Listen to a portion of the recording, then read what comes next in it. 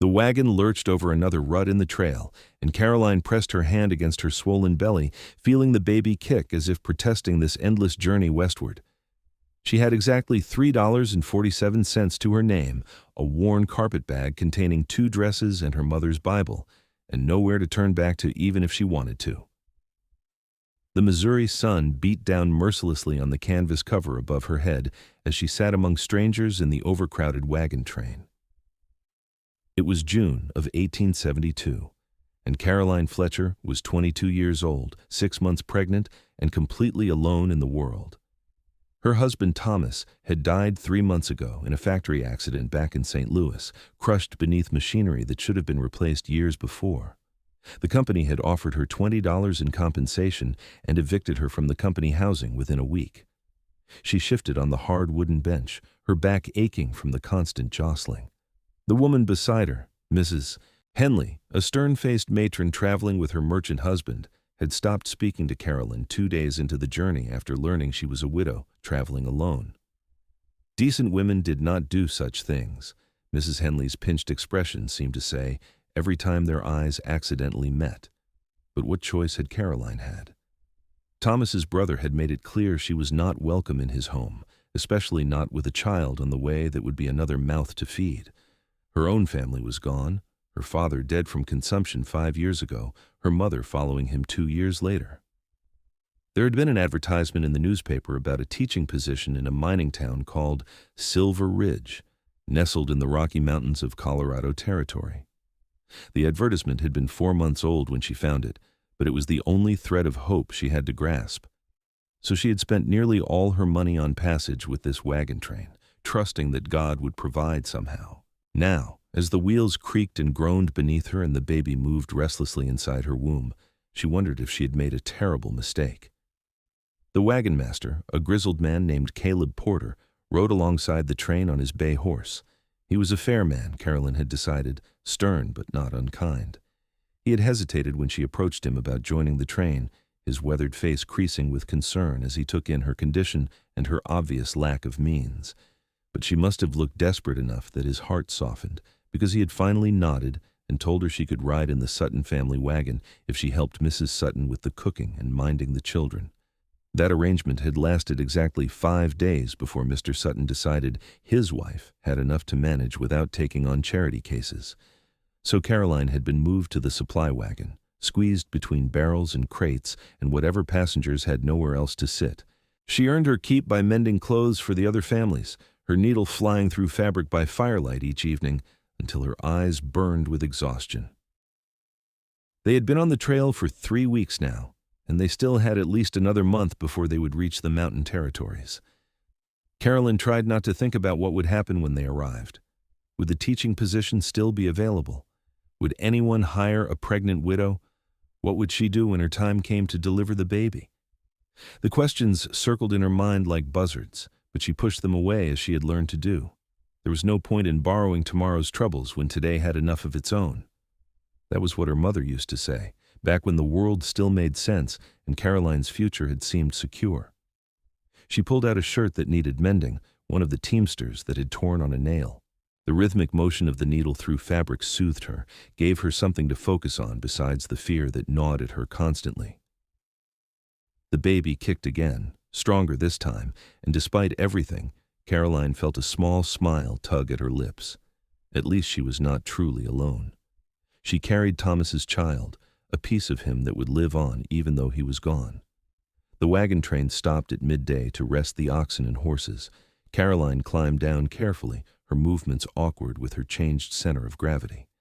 The other women gathered in small groups, preparing cold meals from their supplies, their children running and playing in the tall prairie grass. Caroline stood apart, as she always did, and ate the hard biscuit and dried apple she had rationed for herself. She was just finishing when Caleb Porter approached, his hat in his hands. His expression was serious, and Caroline's heart sank. Was he going to tell her she had to leave the train?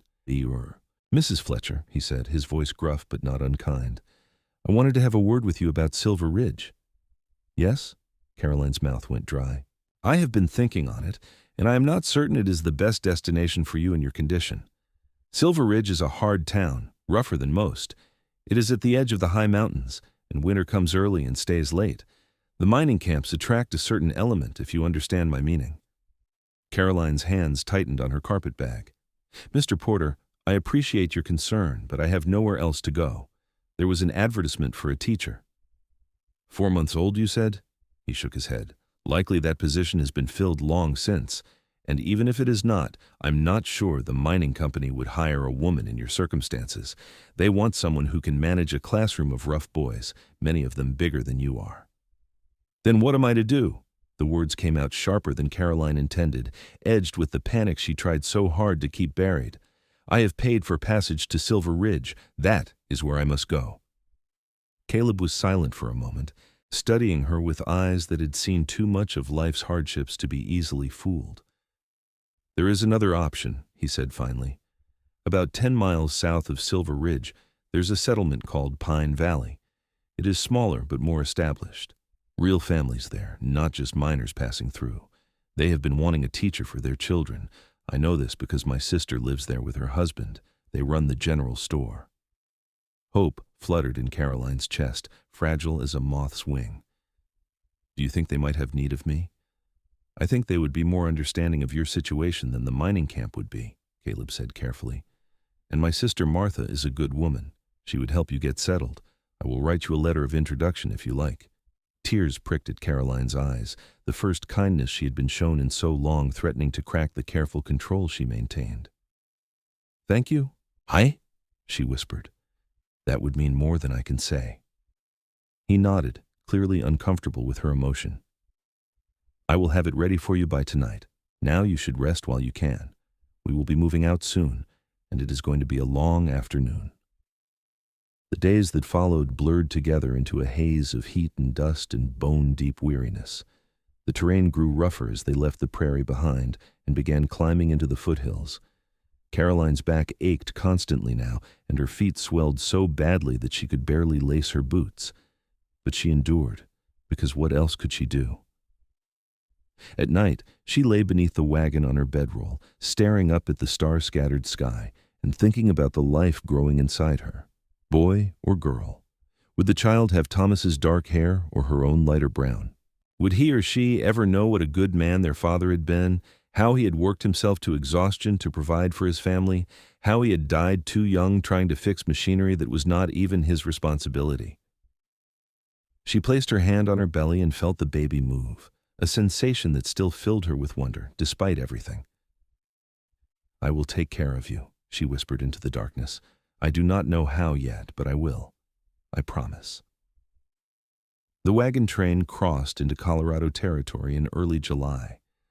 The mountains rose ahead of them like a wall of blue-gray stone, their peaks still touched with snow even in the summer heat. Caroline stared at them with a mixture of awe and trepidation. They were beautiful, but they also looked forbidding, remote, like a place where a person could disappear and never be found. They followed the Arkansas River westward, the wagon wheels grinding through rocky soil. The air grew thinner and cooler as they climbed. Caroline found herself shivering at night now, wrapping herself in the one thin blanket she owned and wishing she had something warmer. She was mending a torn apron one evening when Mrs. Porter, the wagon master's wife, approached. She was a stout woman with kind eyes and capable hands, and she had been one of the few people on the train who treated Caroline with basic human decency. Mrs. Fletcher, I have something for you, she said, holding out a bundle wrapped in brown paper. It was my daughter's, but she has outgrown it now, and I thought perhaps you could use it. Caroline unwrapped the package to find a warm wool shawl in a deep green color. It was well made and barely worn, worth more than Caroline could ever hope to repay. Mrs. Porter, I cannot accept this. It is too much. Nonsense. Winter comes fast in the mountains, and you will need something warm. Consider it a gift for the baby. Mrs. Porter's expression softened. I lost my first husband too, you know, long ago before I met Caleb. I know something of what you are facing. Caroline clutched the shawl to her chest, overwhelmed. Thank you, she managed. Truly, I do not know what to say. No need to say anything, dear. Just take care of yourself, and that little one. Mrs. Porter patted her shoulder and moved away, leaving Caroline holding the shawl and blinking back tears. They reached the turnoff for Silver Ridge and Pine Valley in mid-July. A rough wooden sign pointed north toward the mining camp and south toward the smaller settlement. The main wagon train would continue west toward California, but Caroline would be leaving them here.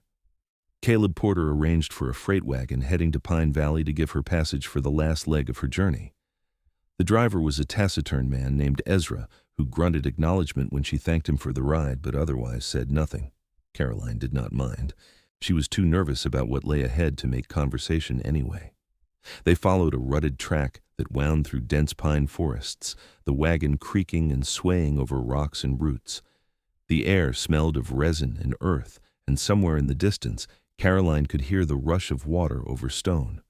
It was beautiful country, wild and untamed, so different from the sooty streets of St. Louis that it might have been another world entirely.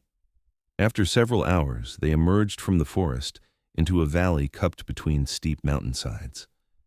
A small settlement spread before them, perhaps 30 buildings clustered along a single main street. Smoke rose from chimneys, and Caroline could see people moving about their business. It looked peaceful, settled, exactly the kind of place she'd been hoping for. Ezra pulled the wagon to a stop in front of a large building with a sign that read, "Porter's General Store." "This is where you wanted," he said, already beginning to unload the freight he had been hauling. Caroline climbed down carefully, her legs stiff from the ride. She stood in the dusty street, holding her carpet bag and wearing her new shawl despite the summer heat, and wondered what she was supposed to do next. The door to the general store opened, and a woman stepped out. She was in her 40s, with graying brown hair pulled back in a practical bun and a face that bore a strong resemblance to Caleb Porter. Her eyes went immediately to Caroline, taking in her condition and her obvious uncertainty. "You must be Mrs. Fletcher," the woman said, coming down the steps. "I am Martha Brennan. My brother sent word ahead that you would be coming." "Thank you for allowing me to come," Caroline said, relief washing through her. "I hope I am not imposing." "Not at all. We have been desperate for a teacher for months now. The children are running wild and their parents are at their wits' end." Martha smiled warmly. "Come inside. You look exhausted. When did you last have a proper meal?" Caroline could not remember. She followed Martha into the store, which was dim and cool after the bright sunlight outside. Shelves lined the walls, stocked with everything from dry goods to tools to bolts of fabric. The smell of coffee and tobacco and leather filled the air. Martha led her through a door at the back into a comfortable kitchen where a gray-haired man sat reading a newspaper. He looked up as they entered, his weathered face creasing into a smile. "David, this is Mrs. Fletcher, the teacher I told you about," Martha said. "Mrs. Fletcher, my husband David." "Pleased to meet you, ma'am," David said, rising to shake her hand. His grip was firm but gentle. "Welcome to Pine Valley."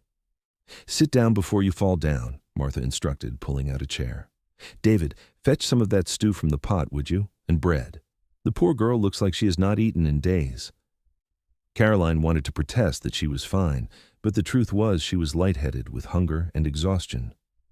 She sank into the chair gratefully and tried not to cry as Martha bustled about, setting a steaming bowl of stew and thick slices of bread before her. "Eat," Martha commanded. "We can talk after." The stew was rich with meat and vegetables, the bread fresh and slathered with butter. Caroline ate slowly, trying to maintain some dignity even though she wanted to wolf it down like a starving animal. The Brennans sat with her, drinking coffee and talking quietly between themselves, giving her space to recover herself. When she finally set down her spoon, Martha poured her a cup of tea and sat across from her. "Now then," she said briskly, "let us discuss your situation. Caleb wrote that you are seeking the teaching position?" "Yes, ma'am. I taught school for 2 years in St. Louis before I married. I have references." Caroline reached for her bag, but Martha waved her off. "If Caleb vouches for you, that's good enough for me. The question is whether you will be able to manage. We have about 15 children of school age, ranging from 6 to 14. The older boys can be a handful, and you are—" She paused delicately. "Pregnant," Caroline finished. "I know it is not ideal, Mrs. Brennan, but I'm a hard worker, and I will not let my condition interfere with my duties. I'm not due until September, and I'm strong." "Child, I'm not questioning your strength," Martha interrupted gently. "I'm concerned about what will happen when your time comes. Do you have anyone to help you? Any family?" Caroline shook her head, her throat tight. "No one." but I will manage. I always have." Martha and David exchanged a long look, one of those silent conversations that long married couples could have without words. Finally, Martha nodded as if David had said something and turned back to Caroline. "Ichao." "Here is what we will do," Martha said. "The teaching position comes with a small cabin behind the schoolhouse. It is nothing fancy, but it is clean and dry. You will move in there, and you will start teaching next week, once you have had time to rest and get your bearings. The pay is not much, $20 a month, but you will have a roof over your head and firewood for winter." "That is more than generous," Caroline began, but Martha held up her hand. I am not finished. When your time comes, I will be there to help you, and so will Dr. Hayes, our physician. You will not go through this alone. After the baby is born, we will figure out how to manage the teaching schedule.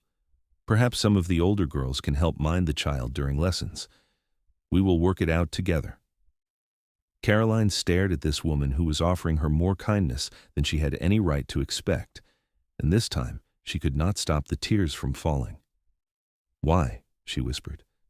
"Why would you do this for a stranger?" Martha reached across the table and took her hand.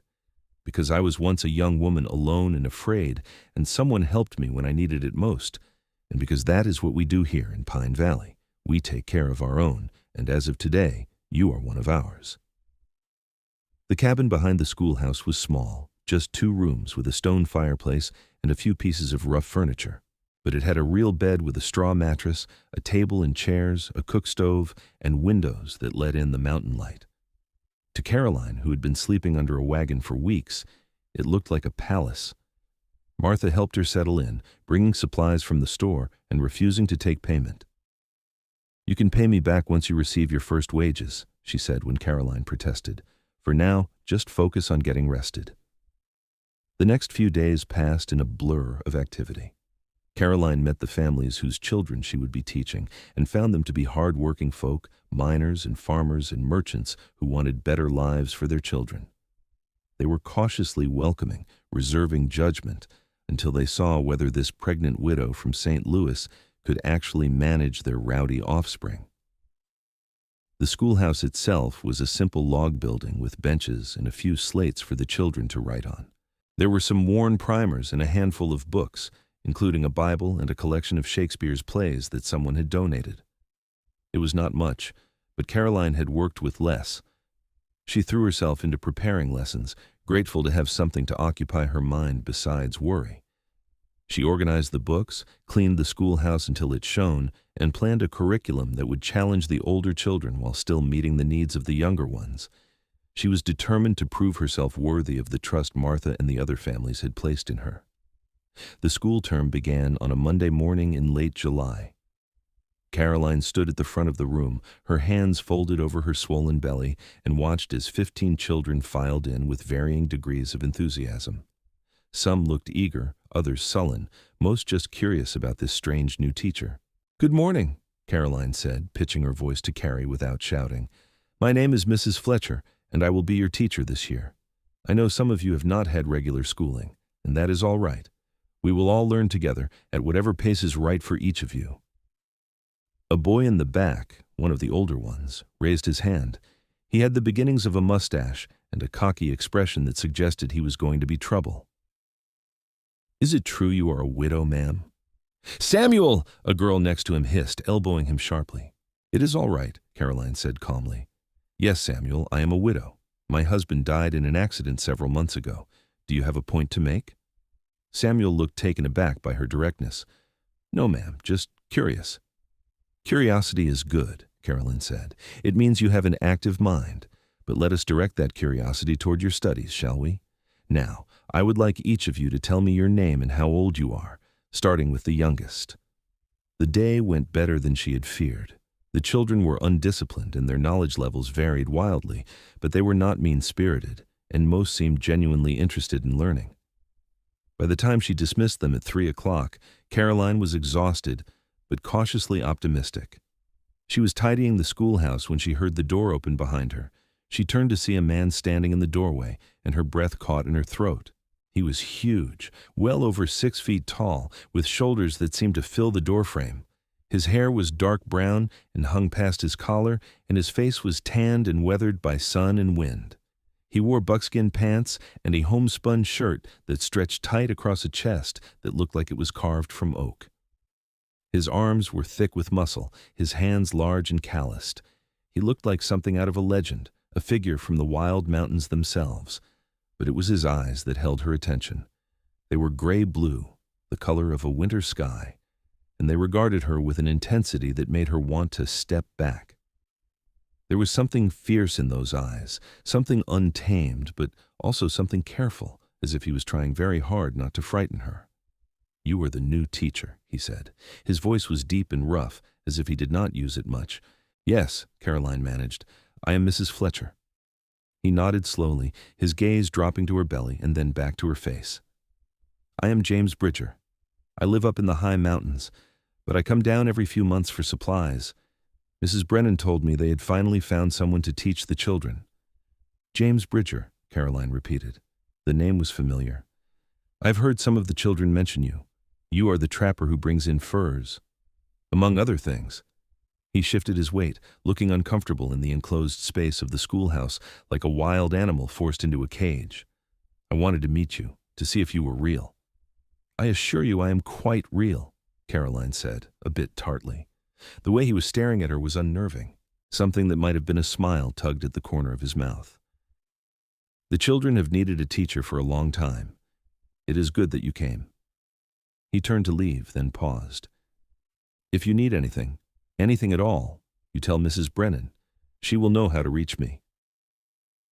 Then he was gone, moving with surprising quietness for such a large man.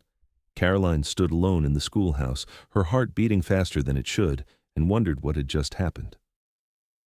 Over the next few weeks, Caroline settled into a rhythm. She taught school during the day, prepared lessons in the evening, and tried not to think too much about the future. Her belly grew larger, and the baby seemed to grow more active, kicking and turning until sometimes Caroline could barely sleep. Martha checked on her regularly, bringing food and helping with the heavier chores.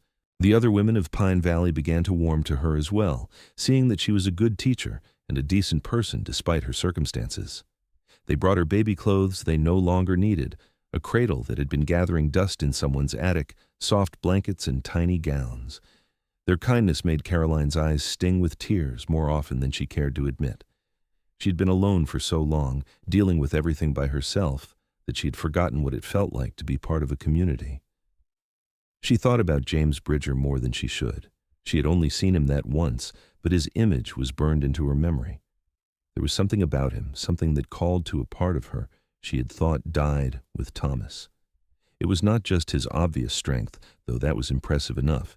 It was the way he had looked at her, with a combination of intensity and gentleness that made her feel seen in a way she had not felt in months. She scolded herself for such thoughts. She was a pregnant widow, about to have another man's child. She had no business thinking about anyone in that way, especially not some mountain man she barely knew. But her dreams did not listen to logic, and more than once she woke in the darkness with her heart racing, the memory of gray-blue eyes following her into waking. August arrived with cooler temperatures and the first hints of autumn in the air. Caroline's back ached constantly now, and she had to sit down frequently during lessons. The children were sweet about it, the older ones helping the younger without being asked, giving their teacher time to rest.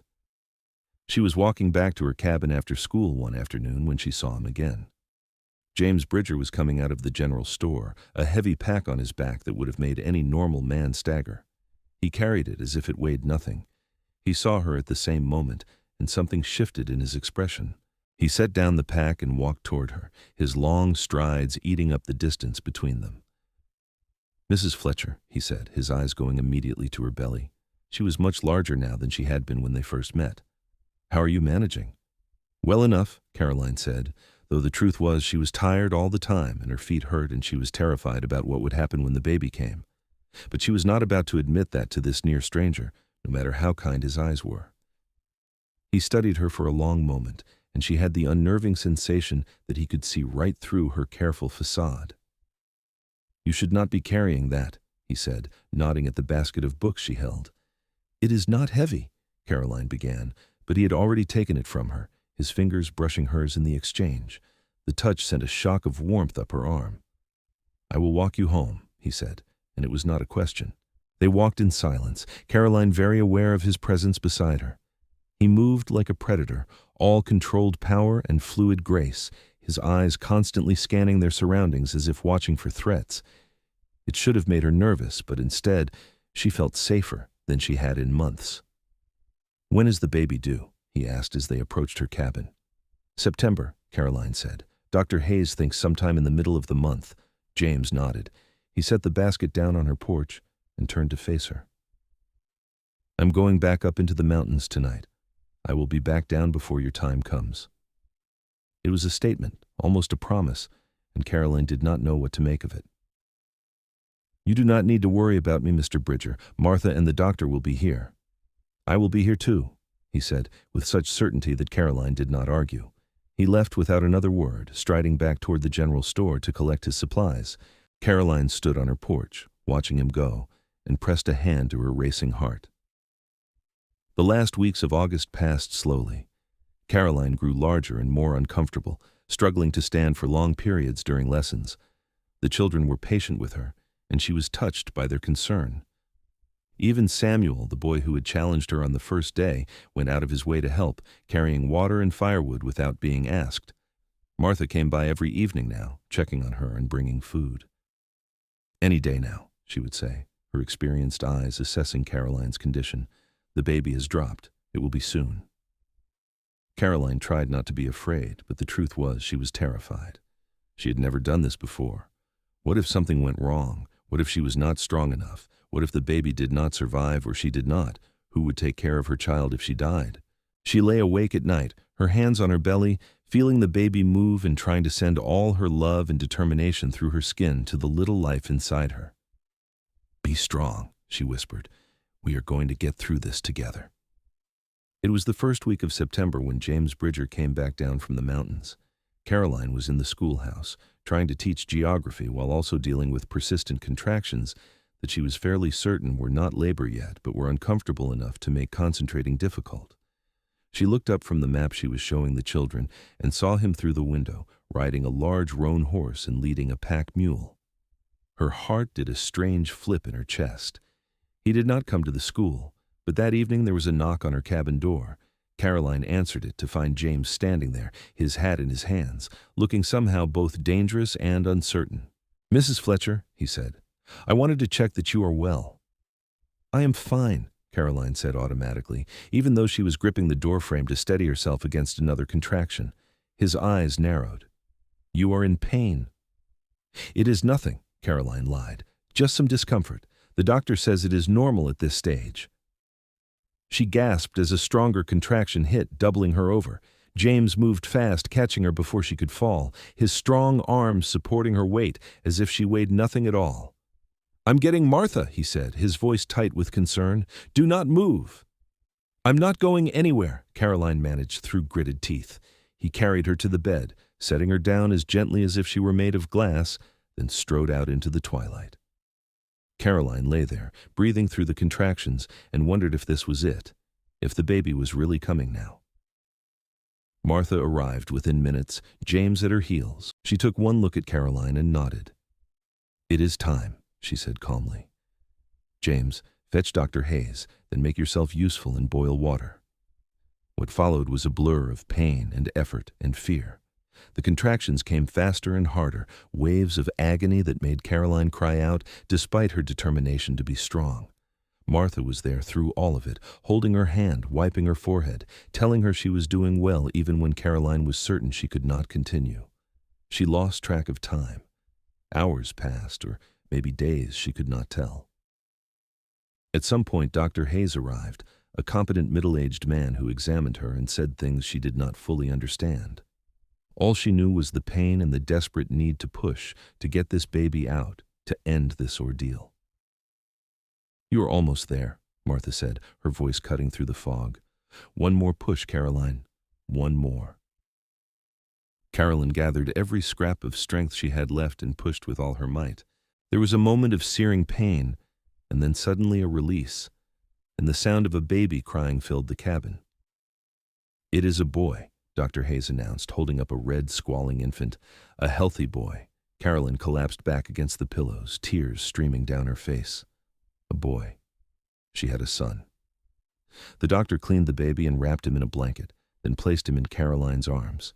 He was so small, so perfect, with a wrinkled red face and dark hair plastered to his skull.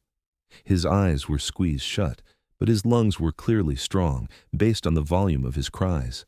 Caroline held him close, overwhelmed by a rush of love so powerful it made everything she had endured worth it. "Hello, little one," she whispered.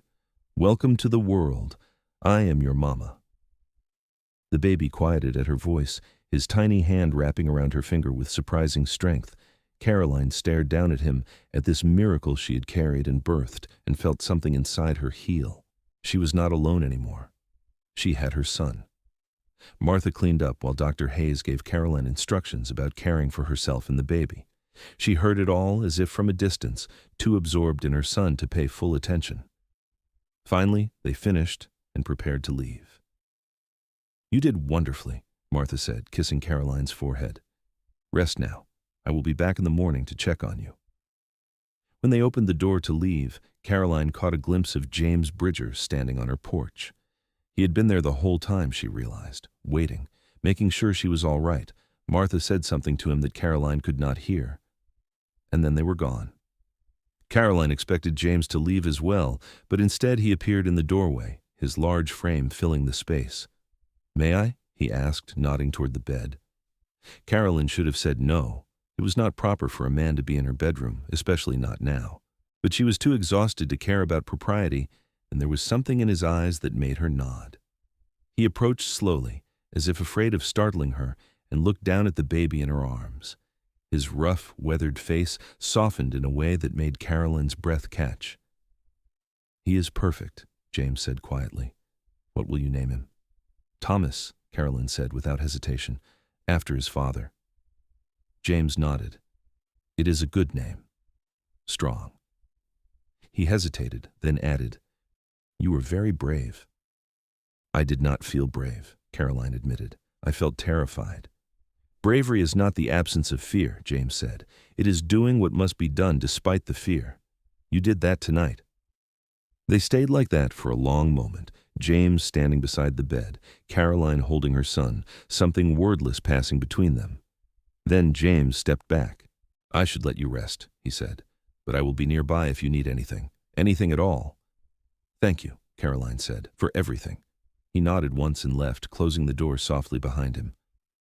Caroline lay back, little Thomas sleeping peacefully in her arms, and wondered at the strange turn her life had taken. The next days were a chaos of sleeplessness and constant feeding and learning how to care for an infant. Martha was there every day, teaching Caroline what she needed to know, helping with the washing and cooking. The other women of Pine Valley came by as well, bringing food and advice and offers of help. Caroline had closed the school temporarily, planning to reopen in a few weeks once she had recovered and figured out how to manage teaching while caring for a newborn. The families were understanding, though she knew she could not take too long. They needed a teacher, and she needed the income. James came by daily as well, though he never stayed long. He brought firewood and fresh game, fixing things around the cabin that Caroline had not even noticed needed fixing. He was quiet and careful around the baby, as if afraid his size and strength might somehow hurt the fragile infant. But Caroline saw the way he looked at Thomas with a gentleness that seemed at odds with his rough exterior. "You do not have to keep helping me," Caroline said one afternoon as he was stacking firewood on her porch. "I know you have your own work to do." "I want to help," James said simply. He straightened, brushing bark from his hands, and met her eyes. "If that is all right with you." There was something in his voice, some unspoken question, and Caroline found herself nodding. "It is more than all right. I just do not want to be a burden." "You are not a burden," James said with such conviction that Caroline felt heat rise in her cheeks. "You are—" He stopped, seeming to struggle for words. "You deserve to be taken care of, you and the boy both." He left before Caroline could respond, striding away toward the mountains as if he could not trust himself to stay longer. Caroline stood on her porch, holding Thomas, and felt her heart do something complicated in her chest. She was falling in love with him, she realized with a start, with this mountain man who barely spoke, but whose actions spoke volumes. It was too soon, too fast, too impossible. She had been a widow less than 6 months, had just given birth to another man's child. She should not be feeling this way. But feelings did not follow logic, and Caroline could not deny the truth. When James was near, she felt safe and cared for in a way she had not felt since Thomas died. When he looked at her with those gray-blue eyes, she felt seen and valued. And when he looked at her son with such tenderness, something inside her melted. She knew it was complicated. She knew there were a dozen reasons why she should keep her distance, but her heart, battered and grieving as it was, seemed to be reaching toward James Bridger like a flower toward the sun. September passed into October, and Caroline reopened the school. Martha watched Thomas during lessons, bringing him to Caroline when he needed to feed, helping to juggle the demands of teaching and motherhood. It was exhausting, but Caroline managed, driven by necessity and determination. James continued to come down from the mountains regularly, more regularly than he ever had before, Martha confided. He was usually gone for weeks at a time during trapping season, but now he appeared every few days, always with some excuse. Meat for the cabin, more firewood, checking that the roof was sound before winter arrived. Caroline knew the truth, just as she suspected James did. He was not coming to fix her roof. He was coming to see her. They talked more now, slowly learning about each other. Caroline told him about her life in St. Louis, her years of teaching, her brief happy marriage to Thomas. James was more reticent, but gradually she pieced together his story. He had come west 15 years ago after his family died of cholera, seeking solitude and freedom in the mountains. He had lived alone all that time, trapping and hunting, coming down to civilization only when he needed supplies. "Do you not get lonely?" Caroline asked one evening as they sat on her porch, watching the sunset behind the mountains while Thomas slept in her arms. James was silent for a long time. "I did not think I did," he finally said. "I thought I preferred being alone, but now—" He stopped, his jaw working as if the words were hard to get out. "Now I'm not so sure." Caroline's heart beat faster. What changed? He turned to look at her, and the intensity in his eyes made her breath catch. "You did," he said quietly. "You changed everything."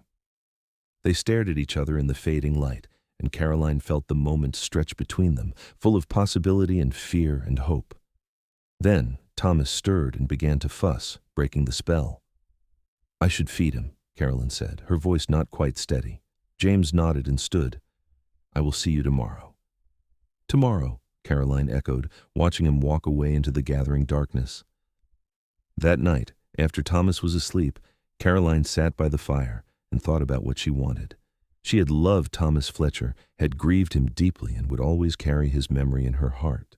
But Thomas was gone, and she was still here, still alive with a whole life ahead of her. Was it wrong to want more?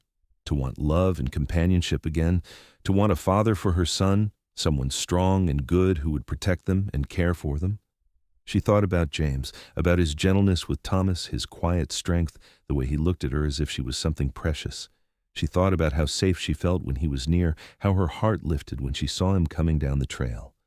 This was not the same as what she had felt for Thomas.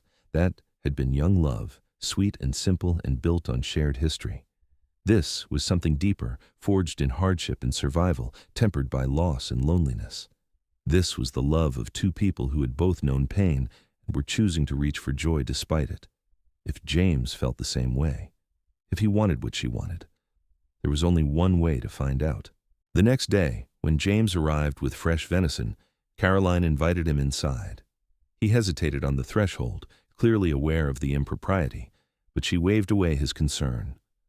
"Everyone in Pine Valley already thinks we are involved," she said with a wry smile. "You might as well come in and have some coffee." He entered, moving carefully in the small space, and sat at her table. Caroline poured coffee and sat across from him, Thomas sleeping peacefully in his cradle nearby. "James," she began, then stopped, unsure how to say what she needed to say. She had never been the one to speak first about feelings. That had always been the man's role. But James was not Thomas, and this was a different time, different circumstances. If she wanted something to happen, she might have to make the first move. "I need to know," she said, forcing herself to meet his eyes. "Why do you keep coming here? Is it just kindness, or is it something more?" James set down his coffee cup, his large hands cradling it gently. "What do you want it to be?" he asked carefully. "That is not an answer," Caroline said. "No," he agreed, "but I need to know what you want before I speak, because if I say what I am feeling and you do not feel the same, it will make things difficult. I will not be able to keep coming around. It would hurt too much." Caroline's heart was pounding so hard she was sure he could hear it.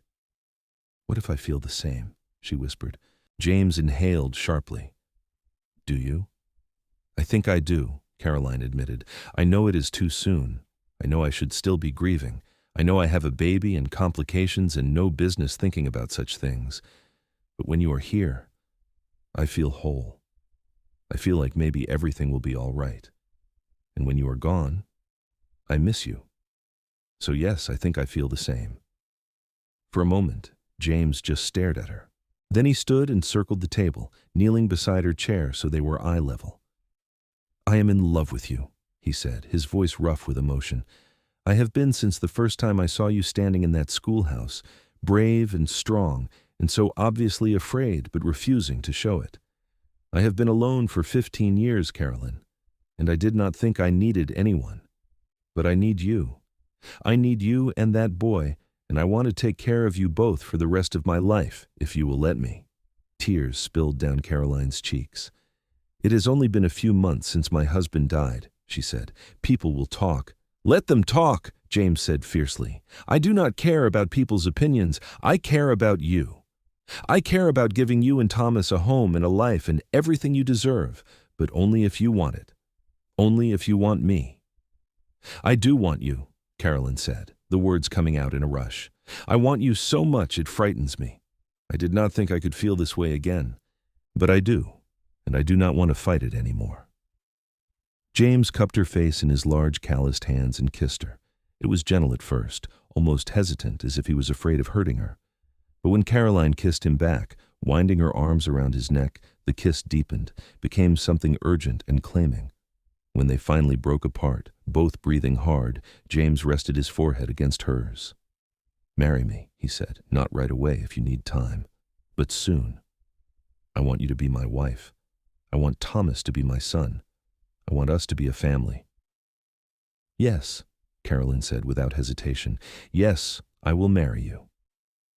They were married in early November, in a simple ceremony at the church with Martha and David Brennan as witnesses. Caroline wore a new dress that Martha had helped her make, a deep blue that brought out her eyes. James wore his best shirt and pants, his hair neatly trimmed for the occasion. He held Thomas during the ceremony, the baby looking tiny in his massive arms, and promised to love and care for both mother and child as long as he lived.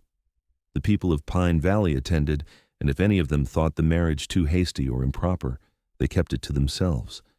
They had seen how James looked at Caroline, had seen how he cared for her and the baby. They knew a love match when they saw one, and they were happy for the young widow who had found a second chance at happiness. After the ceremony, there was a celebration at the general store, with food and music and dancing. Caroline danced with James, marveling at how carefully he moved despite his size, how gently he held her. He looked at her as if she was the most precious thing in the world, and Caroline felt beautiful and cherished in a way she had not felt in a very long time. That night, James carried her over the threshold of her cabin, which was now their cabin. They made love slowly and carefully, James constantly checking that he was not hurting her, that she was ready for this. Caroline felt tears slide down her temples at the tenderness of it, at how safe and loved she felt in his arms. Afterwards, they lay tangled together in the narrow bed, Thomas sleeping peacefully in his cradle nearby. "I love you," Caroline whispered. "I know I have said it before, but I want you to know how much I mean it. You saved me, James. You in this town and Martha, but especially you. I do not know what would have happened to me and Thomas if you had not been here." "You would have survived," James said with certainty. "You are strong, Caroline, stronger than you know. But I am glad I was here. I'm glad I get to spend my life with you." They fell asleep like that, wrapped in each other, and Caroline dreamed of the future instead of the past for the first time in months. The winter that followed was hard, as mountain winters always were. Snow fell deep and stayed late, and the temperatures dropped so low that water froze solid in buckets overnight. But Caroline was warm and safe in the cabin James had expanded and winterized, with plenty of firewood and food put by. James did not go up into the high mountains that winter. He stayed close, trapping the lower elevations and helping David Brennan at the store when the weather was too bad for outside work. He was there every night, coming home to Caroline and Thomas, and his presence made even the longest, darkest days bearable. Thomas thrived, growing chubby and happy, his dark eyes following James wherever he went. He learned to smile and then to laugh, delightful baby giggles that filled the cabin with joy. James was besotted with him, carrying him around constantly, talking to him in a low rumble that the baby seemed to find soothing. "He thinks you are his father," Caroline said one evening as she watched them together. "I am his father," James said firmly. "In every way that matters. Blood does not make a family. Love does." Caroline's heart swelled. "Thomas would have liked you," she said quietly. "My first husband. He was a good man, and he would have wanted someone like you to care for his son." James looked at her seriously. "I will never try to replace him in your memory, Caroline. He was Thomas's father, and he deserves to be remembered. When the boy is old enough, we will tell him about the man he was named for, about how brave and hard-working he was. I want our son to know his heritage." Our son. The words made Caroline's eyes sting with tears. "How did I get so lucky," she whispered, "to find two good men in one lifetime?" "I am the lucky one," James said.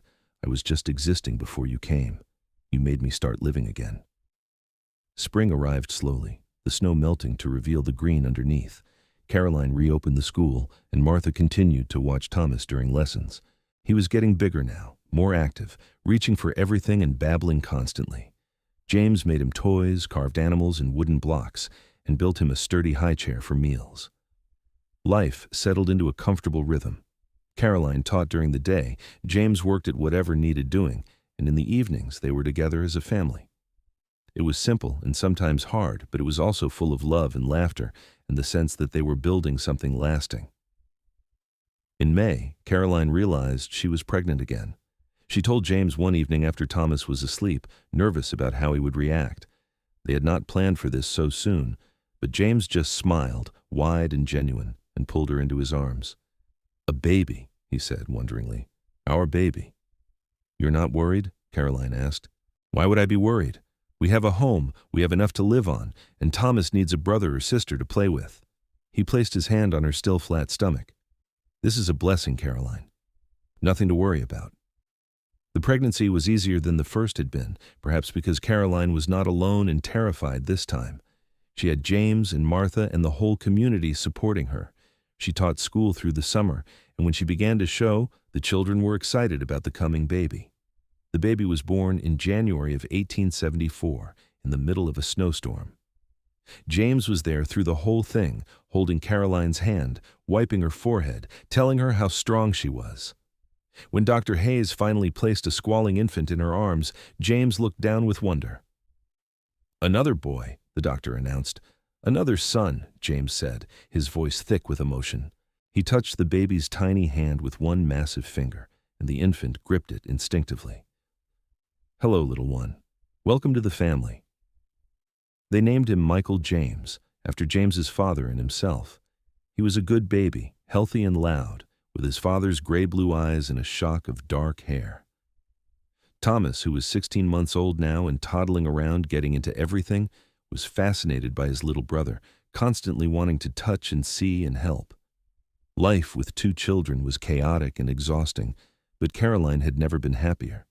Her cabin was full of noise and love, and when she looked at her growing family, she felt blessed beyond measure. James was an amazing father, patient and gentle and endlessly playful. He took Thomas on walks through the forest, teaching him the names of trees and animals, showing him tracks in the snow. He sang to Michael in a rumbling bass voice, old songs from his own childhood. He helped with the middle-of-the-night feedings and the endless diaper changes, never complaining, always there. "You are wonderful with them," Caroline told him one night as they finally collapsed into bed, both boys asleep. "They are wonderful," James said simply. "Both of them. You gave me a family, Caroline. You gave me everything." We gave each other everything, Caroline corrected, snuggling into his warmth. The years passed, each one bringing new joys and challenges. Thomas grew into a sturdy, curious boy who loved exploring the mountains with his father. Michael was quieter, more thoughtful, preferring books to hiking. They were different but close, the way brothers should be. Caroline continued teaching, taking a few years off when the children were very small, but eventually returning to the schoolhouse. James built an addition onto their cabin, giving them more space for their growing family. He had become an established member of the Pine Valley community, respected for his skill and strength and his devotion to his family. In the spring of 1876, Caroline realized she was pregnant again. She was 32 years old now, and this pregnancy was harder than the others had been. She was tired more often, her body not bouncing back as quickly as it had before. But James was there every step of the way, taking over more of the household duties, making sure she rested. The baby, a girl they named Sarah, was born in November. She had Caroline's lighter hair and James's eyes, and she was the most placid baby Caroline had ever seen. She rarely cried, content to lie in her cradle and watch the world with solemn eyes. Finally a girl, Martha said, coming to visit with gifts. The boys will be outnumbered soon enough. But Sarah remained their only daughter. Caroline had a difficult time recovering from the birth, and Dr. Hayes advised them that she should not have more children. James accepted this without question, just grateful that Caroline and Sarah were healthy. Their family was complete: Thomas, Michael, and Sarah. 3 children to fill their home with noise and love. 3 children who would never doubt that they were wanted and cherished. Thomas grew up knowing that James was not his biological father, but also knowing that it did not matter. James had been there for every important moment of his life, had taught him everything he knew, had loved him without reservation. He called James Pa and meant it with his whole heart. As the children grew older, Caroline and James made sure they knew their full story. How Caroline had been pregnant and penniless, heading west with nothing but hope and determination. How James had been living alone in the mountains, not knowing he was waiting for something. How they had found each other and built a life together against all odds. "Your mother is the bravest person I have ever known," James told them one evening when they were all sitting around the fire. Thomas was 12 now, Michael 10, Sarah 8. She traveled halfway across the country alone, carrying Thomas with no money and no guarantee of anything. She did that because she was strong and determined, and she refused to give up. That is what I want you all to remember. No matter how hard things get, you can survive them. You can build something good out of struggle. "And your father," Caroline added, smiling at James. "Your father taught me that it is never too late to find love. That family is not just blood, but choice. That a good man can make all the difference in the world." The children absorbed these lessons, growing up with a strong sense of their parents' history and values. They knew they were lucky, knew that not every child had a home full of love and stability. Years continued to pass. Thomas grew into a young man who looked remarkably like his biological father, with his mother's intelligence and determination. He decided he wanted to be a teacher like his mother, and Caroline helped him prepare for the certification exam. He passed with high marks and took over the Pine Valley School when Caroline decided to retire. Michael was quieter, more introspective. He loved books and learning, and eventually went east to attend university, planning to become a doctor. It was hard for Caroline and James to let him go, but they knew he needed to follow his own path. Sarah was the surprise, inheriting her father's love of the mountains and the outdoors. She could track and hunt nearly as well as James by the time she was 15, and she had no interest in the domestic life most girls were expected to pursue. James was proud of her independence, even as Caroline worried about how she would fit into the world. "She will be fine," James assured Caroline one evening as they sat on their porch, watching the sunset. They were both older now, gray threading through their hair, lines on their faces. But they were still together, still in love, still grateful for every day they had. "I know she will," Caroline said. "All of them will. We raised them well." "We did," James agreed, taking her hand. His grip was still strong, his hands still calloused from work, but there was an ease to him now that had not been there when they first met. He had softened over the years, the hardness worn away by love and family. "Do you ever regret it?" Caroline asked quietly. Giving up your solitary life in the mountains? Taking on a ready-made family? James turned to look at her, his gray blue eyes as intense as they had been the first day she saw him. "Not once," he said firmly. "Not for a single moment. You gave me everything I did not know I needed. You gave me purpose and love and a reason to be better than I was. If I could go back and do it all again, I would not change a thing." Tears pricked at Caroline's eyes. Even after all these years, he could still make her cry with his words. "I love you," she said. "I have loved you for so long, I cannot remember what it felt like not to love you." "Then we are fortunate," James said, pulling her close, "because I feel exactly the same way." They sat like that as the sun disappeared behind the mountains, painting the sky in shades of orange and pink and purple. Their children were grown, or nearly so, making their own way in the world. Their life together had been full of challenges and joys, hardships and blessings. Caroline thought back to that desperate young woman who had climbed onto a wagon train with nothing but hope and determination, pregnant and penniless and terrified. She had been heading west, not knowing what she would find, trusting that something better waited at the end of her journey. And she had been right. Something better had been waiting. Someone better. James Bridger, the mountain man who had been living alone, not knowing he was waiting for her to arrive and change his life forever. They had found each other at exactly the right moment, two broken people who had healed each other through love and commitment. They had built a family, a home, a life worth living. And now, in the golden years of their time together, they could look back with satisfaction and forward with peace. Sarah came running up the path, her long hair flying behind her, a string of fish in her hand. "Pa! Ma! Look what I caught! Enough for everyone for supper." James smiled, his whole face lighting up. "That is my girl," he said proudly. "Let us go clean them. You can teach me your technique." Caroline watched them walk toward the creek together, father and daughter, and felt her heart swell with contentment. This was what mattered. These moments, these people, this love that had grown and flourished despite all the odds against it. She had been pregnant and penniless, heading west with nothing but faith. The mountain man had been waiting at the end of her journey, though neither of them had known it at the time. And together they had created something beautiful and lasting. As the stars began to appear in the darkening sky, Caroline smiled. Her journey had brought her exactly where she was meant to be. Home. Thomas came to visit the following spring, with news that made Caroline's heart sing.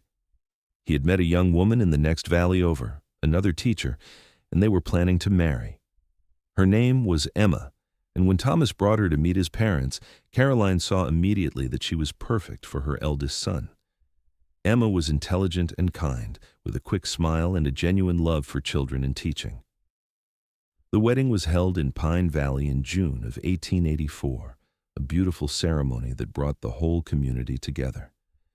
Caroline watched her son take his vows, watched him look at his bride with the same devotion she had seen in James's eyes so many years ago, and she felt the circle of life completing itself. "He is happy," James murmured beside her, his hand finding hers. "That is all we could ask for." "Yes," Caroline agreed, wiping tears from her cheeks. "He is happy." Michael returned from university that summer with his medical degree, announcing that he planned to open a practice in a nearby town. He had met a woman there, a minister's daughter named Ruth, and they would be married in the fall. Caroline and James were overjoyed, proud of their son's accomplishments and his choice of partner. Sarah, at 18, showed no signs of settling down. She worked as a guide for hunters and explorers coming into the mountains, earning respect for her skill and knowledge. Some people in Pine Valley thought it unseemly for a young woman to do such work, but Caroline and James supported her completely. Their daughter had her own path to follow, and they trusted her to find her way. The years brought grandchildren, 5 from Thomas and Emma, 3 from Michael and Ruth. Caroline and James's cabin became a gathering place for holidays and celebrations, filled with the sounds of children playing and adults laughing. The family they had created had expanded and multiplied, branches growing from the strong roots they had planted together. In the summer of 1889, Caroline and James celebrated their 18th wedding anniversary. They took a day for themselves, something they rarely did anymore, and rode up into the high mountains to the place where James had lived alone for so many years. The cabin was still there, weathered but standing, a monument to his solitary past. They stood looking at it, hands clasped, thinking about how far they had come. "I cannot imagine you living here alone," Caroline said. "It seems so isolated, so lonely." "It was," James admitted. "But I did not know what I was missing, so it did not hurt as much as it might have. I thought I was content, but I was just surviving, not living. You taught me the difference." Caroline leaned into his solid warmth. He was 55 years old now, his hair more gray than brown, his face deeply lined by sun and wind. But he was still strong, still capable, still the man she had fallen in love with. And she was 45, her own hair streaked with gray, her body showing the years of hard work and childbearing. But when James looked at her, she still felt beautiful. "We should head back," she said eventually. "Sarah is bringing her young man for supper tonight, and I want to be there." James raised his eyebrows.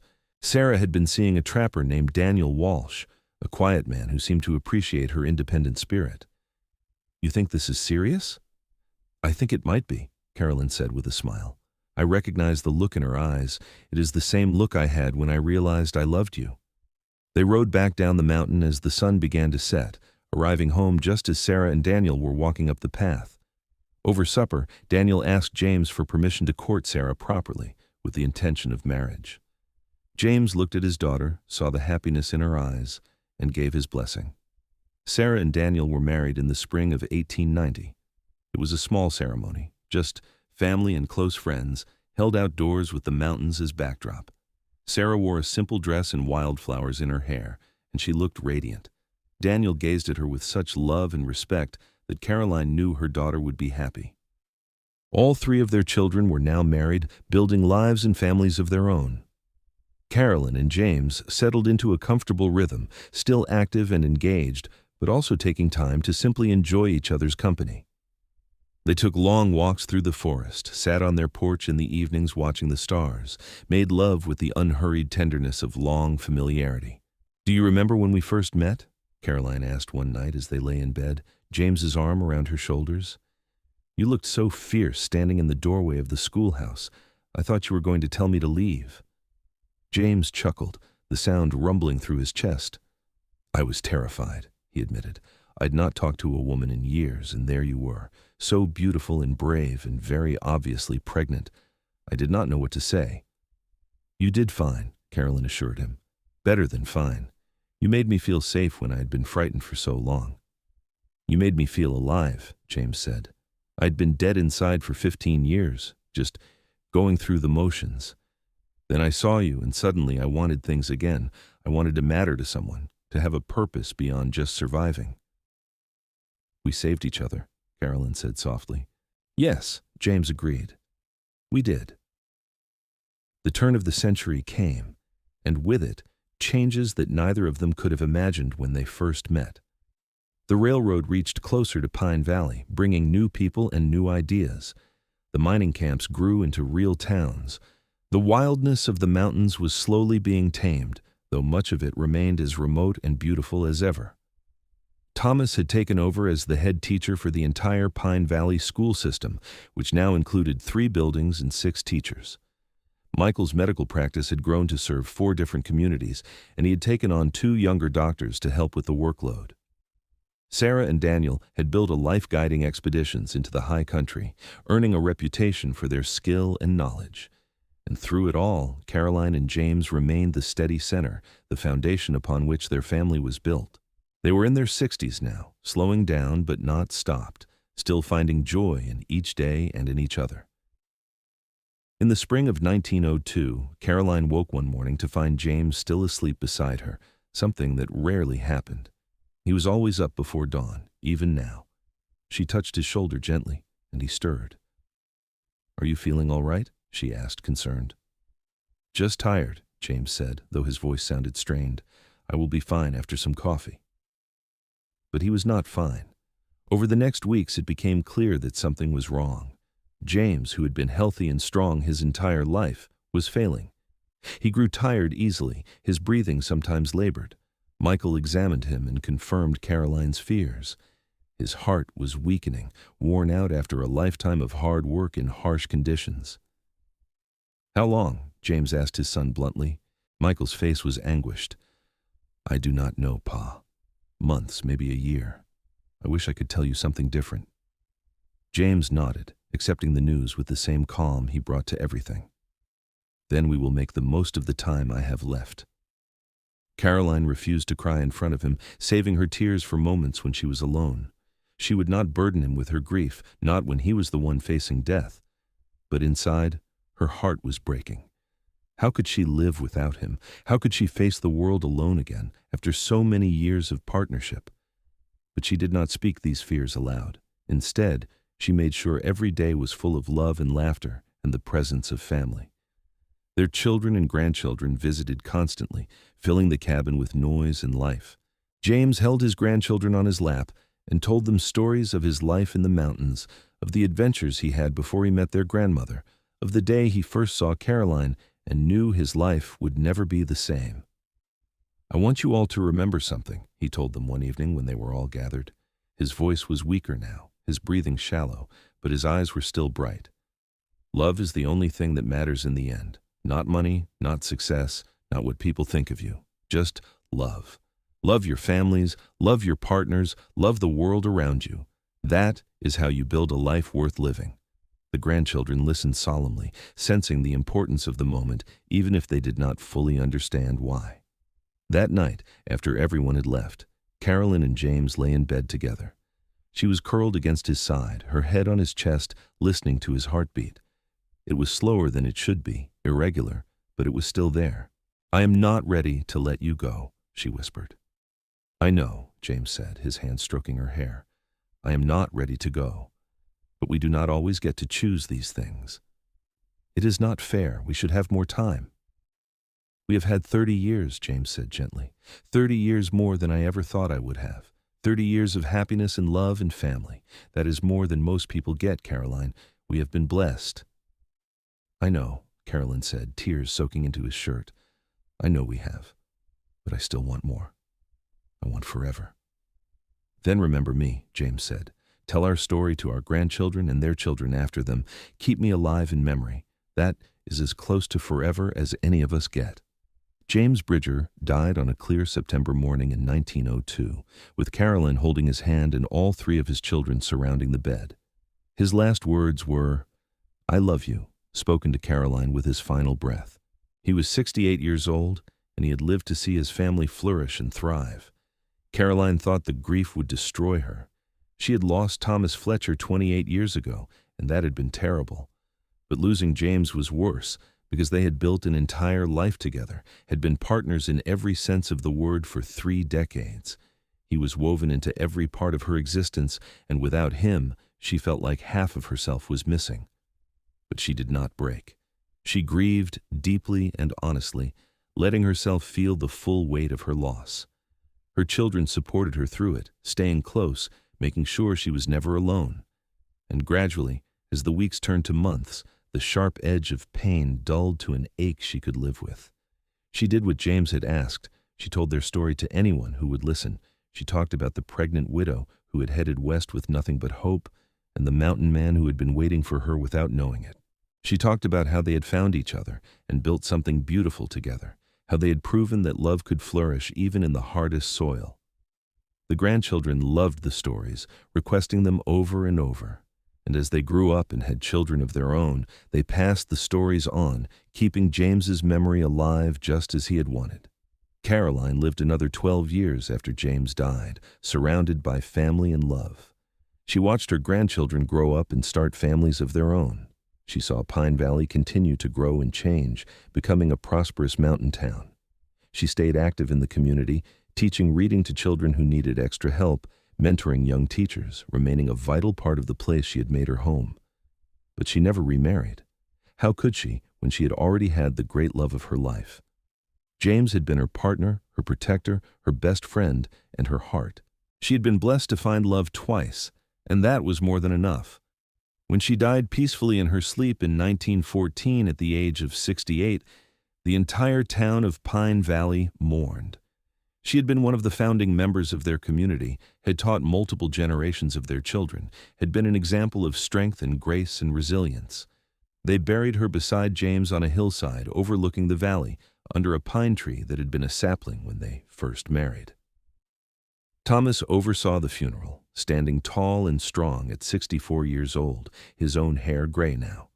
He spoke about his mother with love and pride, talking about her courage and determination, her capacity for love, her refusal to give up even when circumstances seemed impossible. "My mother started with nothing," he said to the gathered crowd. "She was pregnant and penniless, heading west with no guarantee of anything, but she had hope, and she had strength, and she had faith that something better was waiting." And it was. My father was waiting, though neither of them knew it. Together, they built a legacy that will continue for generations. They showed us all what love and commitment and family really mean. The grandchildren stood with their own children now, passing on the traditions and values that Caroline and James had instilled. The great-grandchildren played on the hillside, too young to fully understand, but part of the continuing story nonetheless. And in the years that followed, whenever anyone in Pine Valley told stories of the old days, they always included the tale of Caroline and James Bridger, the pregnant widow and the mountain man, the two lonely people who had found each other against all odds and built a love that lasted through every challenge life could throw at them. Their cabin still stood, maintained by the family as a reminder of where it all began. Their descendants continued to live in and around Pine Valley, carrying forward the legacy of strength and love and determination that had been their inheritance. And on quiet evenings, when the wind whispered through the pines and the stars came out over the mountains, it was easy to imagine them still there. Caroline and James, together as they always had been, watching over the family and the community they had created, their love eternal even though their time on earth had ended. Their story had started with a desperate journey and an uncertain future. It had been marked by hardship and loss and struggle, but it had also been filled with love and joy and the deep satisfaction of building something lasting together. Caroline had been pregnant and penniless heading west, trusting that something better waited at the end of her journey. The mountain man had been waiting, living alone but ready for the moment when everything would change. They had found each other exactly when they needed to, and they had created a life that proved love could triumph over any obstacle. It was a story worth telling, a legacy worth preserving. And in Pine Valley, among the descendants of Caroline and James Bridger, the story was told and retold, generation after generation, a reminder that even in the hardest times, hope and love could light the way forward. The end.